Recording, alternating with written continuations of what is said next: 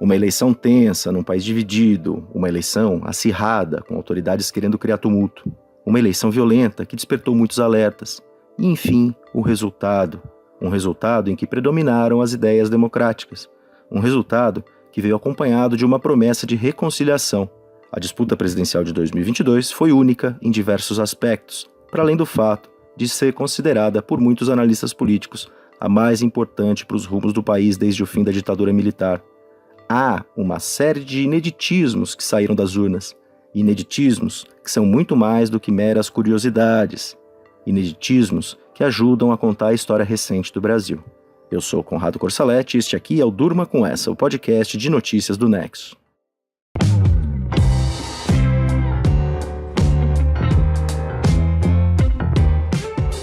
Olá, eu sou a Letícia Arcoverde e estou aqui com o Conrado para apresentar esse podcast que vai ao ar de segunda a sexta no início da noite, sempre com notícias que podem continuar a ecoar por aí.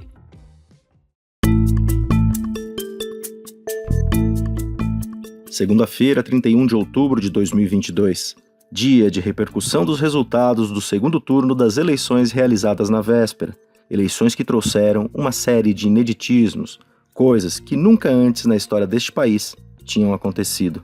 A frase do nunca antes, você talvez se lembre, foi um bordão do Luiz Inácio Lula da Silva quando ele governou o Brasil pela primeira vez. Ele usava a frase para exaltar o próprio governo, falar de conquistas do seu mandato. Quando a gente fala que nunca antes na história do Brasil, muita gente fica incomodada quando eu falo isso, muita gente fala, o Lula está descobrindo o Brasil. Não estou descobrindo. Nós apenas estamos fazendo o que os outros não fizeram. Aí o Lula num discurso de 2010, quando ele estava deixando o Palácio do Planalto depois de 2 mandatos seguidos. Ao ser eleito presidente da República de novo agora, ele obteve, assim, um feito inédito. É o primeiro político brasileiro que vai governar o país em 2 momentos diferentes a partir do voto direto. A questão do voto direto, da população indo para a urna votar, é importante para distinguir o caso do Lula do caso de outros políticos que também governaram o Brasil em 2 momentos diferentes. Getúlio Vargas é um deles. O caudilho chegou primeiro ao comando do país em 1930, mas por meio de um golpe. Implantou uma ditadura e só saiu do poder em 1945. 5 anos depois, em 1950, conquistou de novo a presidência, aí sim pelo voto direto. O outro político que também esteve em 2 momentos diferentes no comando do Brasil foi Ranieri Mazzilli, mas foram 2 momentos bem curtos. Nos anos 60, ele era presidente da Câmara e ocupou a presidência da República por alguns dias em 1961, depois da renúncia de Jânio Quadros e a crise envolvendo o vice João Goulart, que estava em viagem à China. Quase teve um golpe ali, mas veio a campanha da legalidade, que culminou na implantação do parlamentarismo no Brasil. O presidencialismo viria a ser restabelecido em 1963, com João Goulart no comando. Jango, como ele era conhecido, levaria um golpe no ano seguinte, 1964. E quem assumiu por alguns dias a presidência, até que os generais dominassem a cena, Ranieri Mazzilli. Além de ser o único presidente eleito em 2 momentos diferentes pelo voto popular, o Lula também obteve outro feito com a vitória de domingo. É o primeiro político a vencer 3 eleições presidenciais. Lula tentou bastante antes. O ex-metalúrgico, que surgiu na cena política em meio às greves do Grande ABC durante a ditadura militar, estava lá em 1989, quando perdeu no segundo turno para o Fernando Collor de Mello.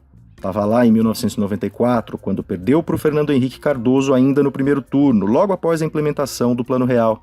Estava lá em 1998, quando perdeu de novo no primeiro turno para o FHC, isso já tentando atenuar a imagem de radical de esquerda que vinha do passado. E aí, enfim, venceu em 2002, conquistou a presidência como o Lulinha Paz e Amor, fazendo concessões ao mercado e apontando para um governo de união entre capital e trabalho. Venceu de novo em 2006 ao ser reeleito, superando o escândalo do Mensalão e se apoiando em políticas sociais bem-sucedidas. Lula venceu agora de novo, em 2022. Muita coisa aconteceu nos 12 anos que separam a saída do petista do governo e a vitória de agora. Lula elegeu a sucessora Dilma Rousseff, que sofreu impeachment. Lula foi condenado e preso pela Operação Lava Jato. Depois, os processos foram anulados e ele recuperou os direitos políticos. O caminho, portanto, foi longo e tortuoso até a vitória de agora. Uma vitória que acabou por firmar o nome de Lula como um dos mais fortes da história política nacional. Um nome que foi capaz de impor mais um ineditismo para as eleições de 2022. Pela primeira vez, um presidente da República tenta a reeleição e não consegue se reeleger. A reeleição foi aprovada pelo Congresso Nacional em 1997. Desde então, o Fernando Henrique tentou e levou, o Lula tentou e levou, a Dilma tentou e levou, Jair Bolsonaro tentou e não levou. Isso mesmo diante da ampla mobilização da máquina pública a seu favor durante o processo eleitoral. O presidente usou eventos oficiais como palanque, turbinou medidas de apelo popular às vésperas do segundo turno e pôs até a Polícia Rodoviária Federal para fazer blitz no dia da votação em ônibus que transportavam eleitores, especialmente no Nordeste, região do país onde o Lula tem mais apoio. A derrota de Bolsonaro traz mais um ineditismo, esse para a carreira política dele. É a primeira vez que o ex-capitão do Exército perde uma eleição. Quando deixou as Forças Armadas no meio de uma confusão criada pelo caso em que ele foi acusado de tentar estourar bombas em quartéis, o Bolsonaro virou vereador do Rio. Logo depois foi eleito deputado federal, cargo que ocupou por quase 30 anos até virar presidente da República. A partir de 1º de janeiro de 2023, quando deixar o Palácio do Planalto, ele vai ficar sem mandato, algo que não acontecia desde 1º de janeiro de 1989.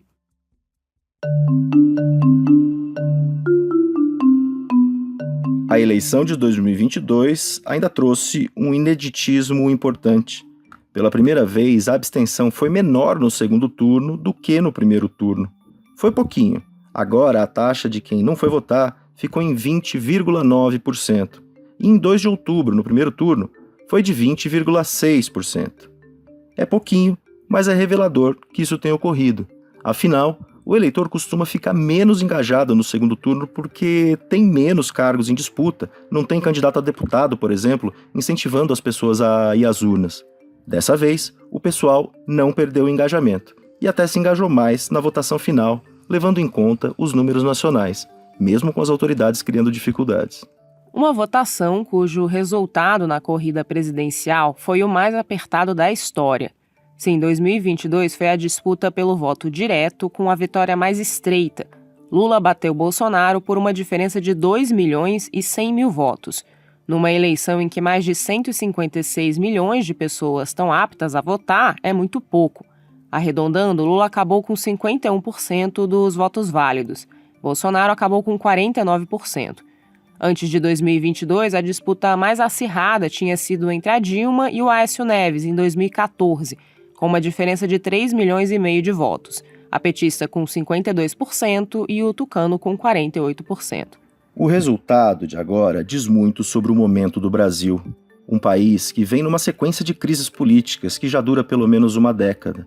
Das manifestações de rua de 2013, passando pela Lava Jato, pelo impeachment da Dilma, pelo conturbado governo Michel Temer, pela prisão do Lula, pela ascensão da extrema-direita com Bolsonaro e agora com a volta do Lula ao comando do país. No capítulo que a gente está vivendo nesse momento, tem também outros ineditismos. No dia da derrota, o Bolsonaro se enclausurou no Palácio da Alvorada, a residência presidencial, e nem ligou para o Lula para reconhecer o resultado e dar os parabéns ao adversário. É algo bastante simbólico e algo que confirma as atitudes do Bolsonaro no exercício da presidência. Atitudes que passam por ataques reiterados a instituições, especialmente o Supremo Tribunal Federal e os seus ministros. Passam por suspeições infundadas contra o sistema eleitoral brasileiro, por mentiras reiteradas, por incentivo ao armamento, por um discurso que encoraja a violência e por delírios políticos, como dizer que o Brasil vai virar comunista com Lula de volta ao poder. Lula que, quando governou, fez uma gestão bem moderada de centro-esquerda. Delírios políticos que têm consequências junto à parte do eleitorado radicalizado. Nesta segunda-feira, caminhoneiros fecharam estradas em uma dezena de estados para protestar contra a vitória do Lula e contra a volta do comunismo. É um clima que deixa todo mundo numa constante tensão. É uma situação tão inusitada que faz jornalistas correrem até os generais das Forças Armadas para saber, nos bastidores, se eles embarcariam ou não em alguma aventura. Foi por causa das atitudes presidenciais e das possíveis consequências dos discursos que tentam emparedar as instituições que o Lula também conseguiu formar uma frente ampla de proporções inéditas na história recente nacional. Teve como vice um antigo adversário, o ex-tucano Geraldo Alckmin. Uniu vários ex-candidatos à presidência em torno de si. Ganhou apoio do ex-presidente Fernando Henrique, de uma série de economistas liberais que costumavam ser criticados pelos petistas. Lula promete tentar levar essa frente ampla para o governo. Esta não é uma vitória minha nem do PT, nem dos partidos que me apoiaram nessa campanha. É a vitória de um imenso movimento democrático que se formou acima dos partidos políticos, dos interesses pessoais, das ideologias, para que a democracia saísse vencedora. Aí o Lula no primeiro discurso após o resultado das urnas no domingo, num hotel em São Paulo. Esse trecho que você ouviu foi a parte lida da fala do presidente eleito. E depois foi até a Avenida Paulista discursar para milhares de apoiadores que o esperavam para comemorar a vitória. E eu volto a prometer para vocês. Eu tenho muitos compromissos, muitas tarefas, mas a mais especial é garantir que cada criança, que cada mulher, que cada adolescente, que cada homem possam todo dia tomar café, almoçar e jantar as calorias e as proteínas necessárias. Veja que Lula diz que está voltando a fazer uma promessa. A promessa de garantir 3 refeições por dia aos brasileiros. Isso não tem, portanto, nada de inédito. Era a promessa que ele fazia em 2002, quando foi eleito pela primeira vez. Era a promessa que foi destaque do seu discurso de posse em 2003, quando assumiu o primeiro mandato. E é uma promessa que em 2022 ainda se mostra urgente. Sim, estas eleições estão cheias de coisas novas, coisas que nunca tinham acontecido antes na história deste país. Mas expõem também problemas já bem conhecidos, bem antigos, que até chegaram a ser equacionados em algum momento no passado, mas que voltaram, estão aí agora diante da gente. Estão nas crianças sem comida em casa, nas pessoas sem casa, dormindo na rua.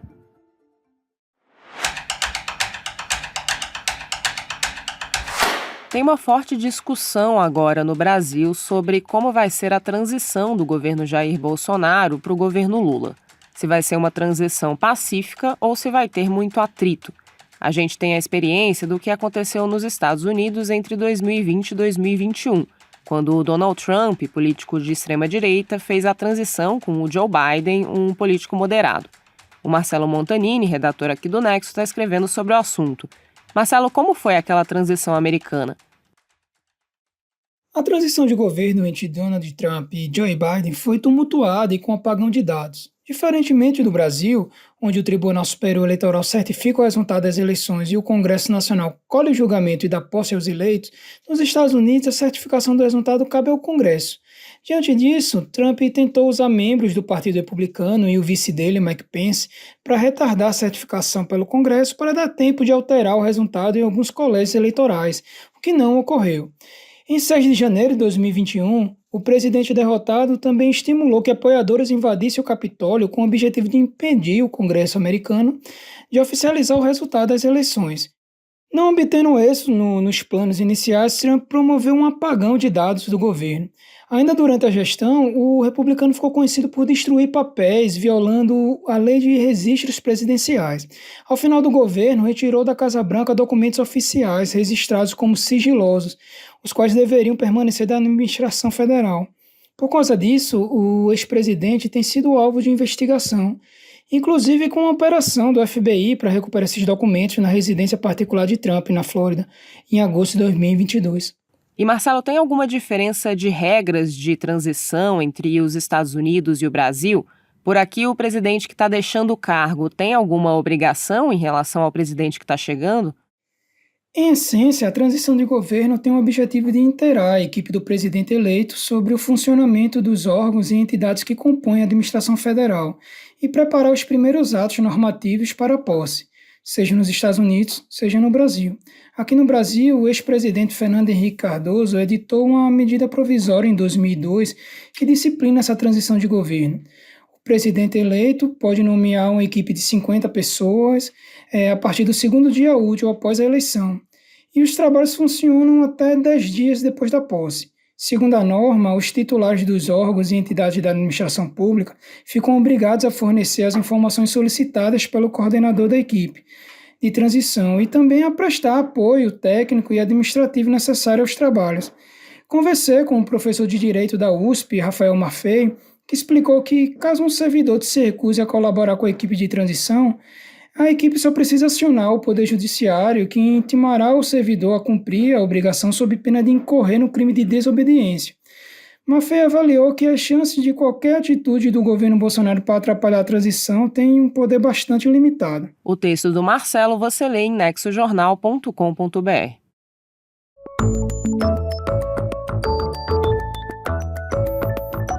Ser criança num mundo hiperconectado significa interagir com a tecnologia e a internet desde cedo. Mais da metade das crianças e adolescentes brasileiros tiveram seu primeiro acesso à internet antes dos 10 anos de idade. Esse contato, idealmente, tem que ser bem compreendido pelos pais e responsáveis que vão guiar os mais novos nesse processo. A Beatriz Gatti escreveu um texto sobre o tema para Ponto Futuro, editoria do Nexo, que tem a infância como um dos seus pontos principais. Beatriz, quais as orientações para quem quer ensinar crianças a usar a internet com segurança? As orientações sobre as quais eu escrevi foram baseadas nas dicas de 3 especialistas. A educomunicadora Januara Cristina Alves, a Miriam von Zuben, que é autora do Guia Internet Segura, e o Rodrigo Negin, que é diretor de educação da SaferNet Brasil. O primeiro passo, de acordo com eles, é conhecer a vida digital das crianças, tentar participar disso, fazendo perguntas sobre os conteúdos que interessam a elas. Porque assim as crianças também vão aprendendo a se questionar sobre o que as interessa. E isso ajuda a criar o próprio senso crítico e dá aos adultos mais informações sobre o que as crianças andam fazendo. Estabelecer e negociar regras de uso da internet também é importante para que a criança entenda que existe o momento e o tempo certos para usar a internet. Já em relação à idade ideal para acesso às redes sociais e aos dispositivos, os 3 especialistas chamaram a atenção para como a maturidade da criança importa mais do que o número da idade em si. E a recomendação unânime entre eles foi a criação de um espaço de diálogo e confiança para caso a criança precise da ajuda de um adulto. Se ela se deparar com conteúdo impróprio, é importante ela ter a quem recorrer e que ela tenha alguém que seja capaz de acolher e dizer o que fazer. Por isso, segundo a Miriam, é preciso ter cuidado com as broncas e conflitos, que podem acabar inibindo a criança de compartilhar o que está acontecendo com ela. O texto da Beatriz você lê em nexojornal.com.br/Ponto Futuro.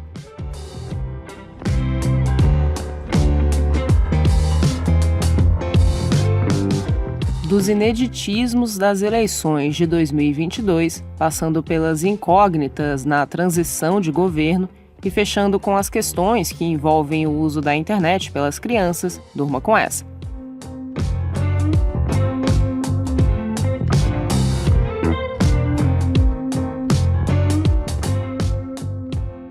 Com roteiro de Conrado Corsaletti, produção de Letícia Arcoverde, participações de Marcelo Montanini e Beatriz Gatti e edição de áudio de Luiz Serafim, termina aqui mais um Durma com Essa. Amanhã tem outro. Até!